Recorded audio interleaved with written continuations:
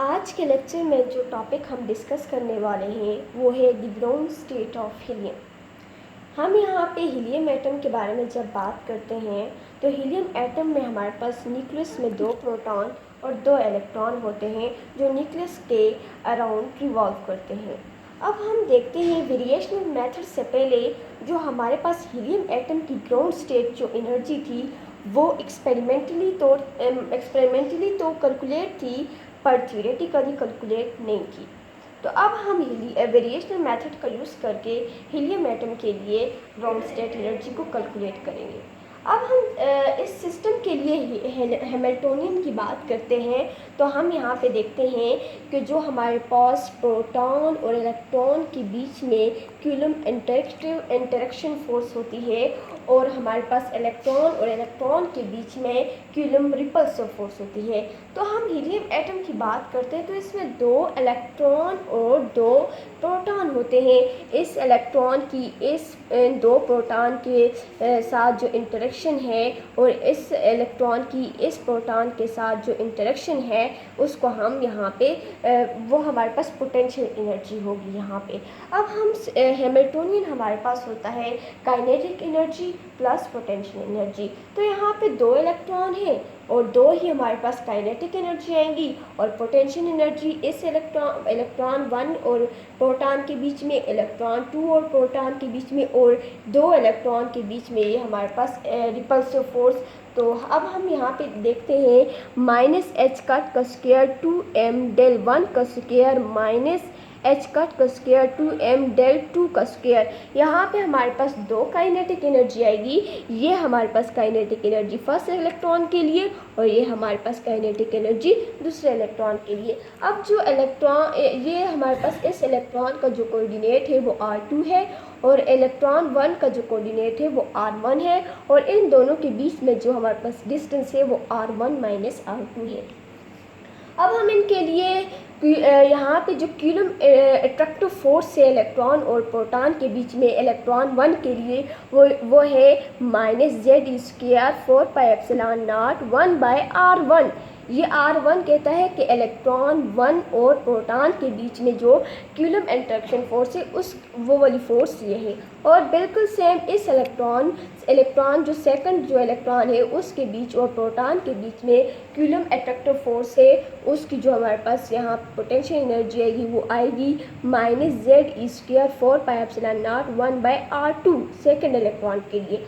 और इसी तरह इलेक्ट्रॉन और इलेक्ट्रॉन के बीच में जो हमारे पास रिपल्सिव फोर्स है वो है e का स्क्वायर 4πε0 1/r1 माइनस r2। यहाँ पे इसका माइनस और इसका माइनस प्लस हो जाएगा और e का स्क्वायर हो जाएगा, दोनों मल्टीप्लाई होंगे।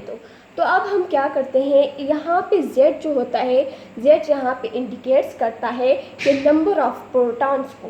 तो हीलियम एटम में नंबर ऑफ प्रोटॉन 2 होते हैं तो यहाँ z की जगह हम 2 पुट करेंगे और इस इक्वेशन में से यहाँ से e² 4πε0 इन तीनों में से हम क्या कर लेंगे, कॉमन लेंगे माइनस, और अंदर जो हमारे पास बाकी रहेगा वो होगा 2/r1 plus 2/r2 minus 1/r1 minus r2। अब हम देखें यहाँ पे लिखा हुआ है the experimental calculate value of ground state of helium. जो एक्सपेरिमेंटली जो हमने कैलकुलेट की हुई है हीलियम एटम की ग्राउंड स्टेट एनर्जी वो है 79 इलेक्ट्रॉन वोल्ट। अब हम देखते हैं this is the number we would like to reproduce theoretically. अब हम कोशिश करेंगे कि इसको थियोरेटिकली रिप्रोड्यूस करने की कोशिश करेंगे।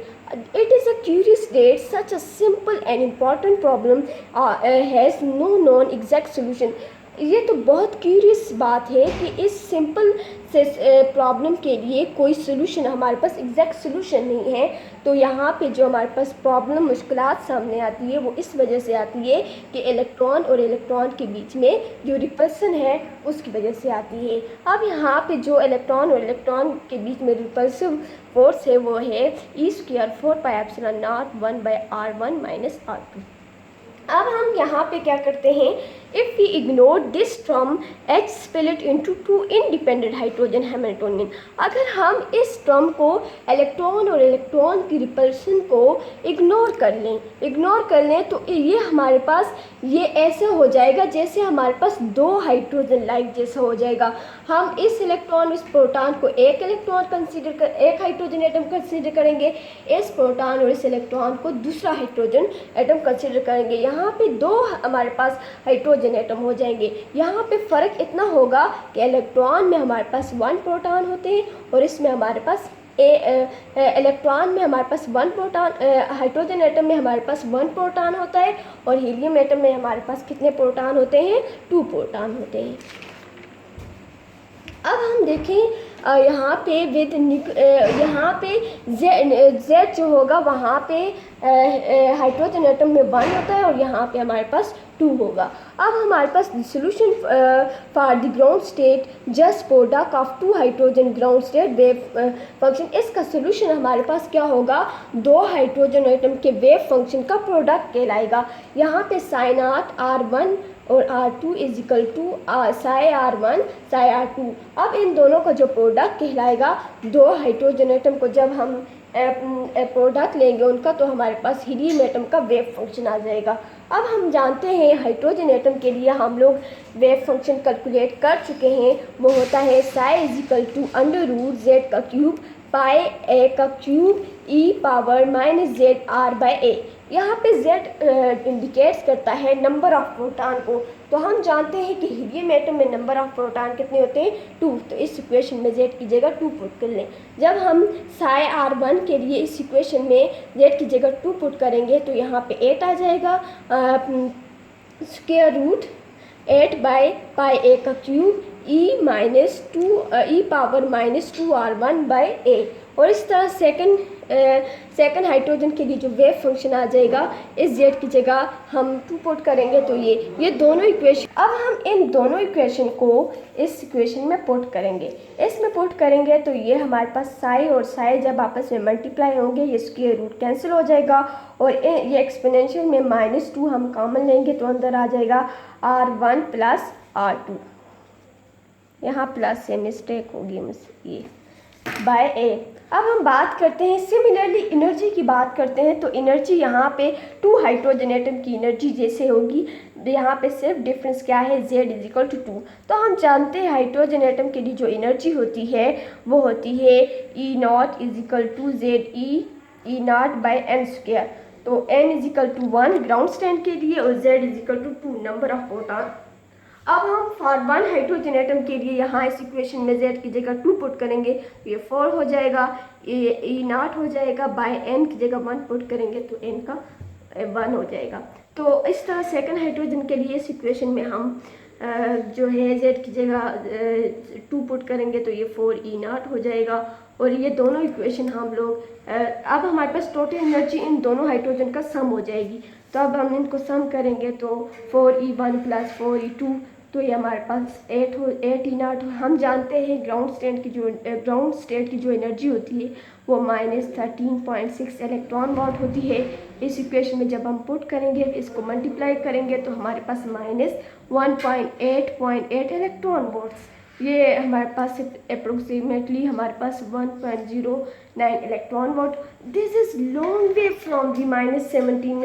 ये तो जो हमने एक्सपेरिमेंटली जो वैल्यू हीलियम एटम के लिए कैलकुलेट की हुई थी ये तो बहुत दूर है उससे। अब ये हमारे पास यहाँ पे रिज़ल्ट हमारे पास डिफरेंस क्यों आया? यहाँ पे रिज़ल्ट इस वजह से डिफरेंस आया कि हमने यहाँ पे इलेक्ट्रॉन और इलेक्ट्रॉन के बीच में कूलम्ब रिपल्सिव फोर्स को इग्नोर किया हुआ था। इस टर्म को हमने क्या किया हुआ था? इग्नोर किया हुआ था। इससे आगे लेक्चर हम कल डिस्कस करेंगे।